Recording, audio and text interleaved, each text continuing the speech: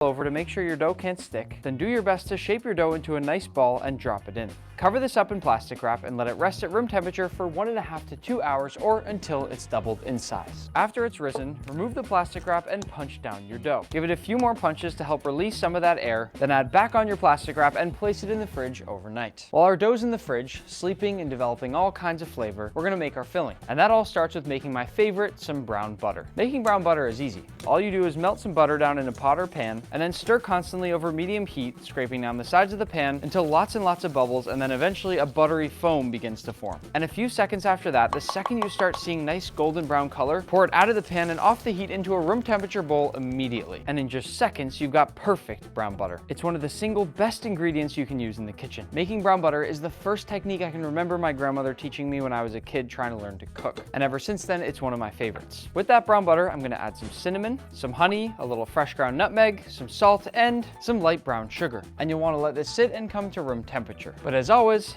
I'm not gonna make you wait. Fit your mixing bowl back into your stand mixer with a whisk attachment, and then mix on medium speed until you get a frosting-like consistency that's doubled in size and lighter in color. You'll probably have to stop your mixer at some point during mixing and scrape off the bottom just to make sure everything gets fully incorporated as well. Otherwise, look at all those chunks of flavor we would have missed out on. This is gonna be a real problem because I'm gonna eat all of it before we move on to the next step. Once your mixture looks something like this, crack in 1 egg and mix on medium-high until fully incorporated. It's good that the egg's in there now because it'll make me stop eating so much of it. After doing that second mix with the egg, it'll start to look a lot like a frosting, at which point we can let it go rest at room temperature while we bring back in our happy and well-rested dough. Flour your work surface as well as the top of the dough, then use a rolling pin and really whatever method you want to roll it into a 12 by 16 inch rectangle. A few fun facts about cinnamon rolls while I roll this out. First, cinnamon rolls were invented by accident. And second, cinnamon was once more valuable than gold, so the early cinnamon rolls would have been pretty fancy. Once you're happy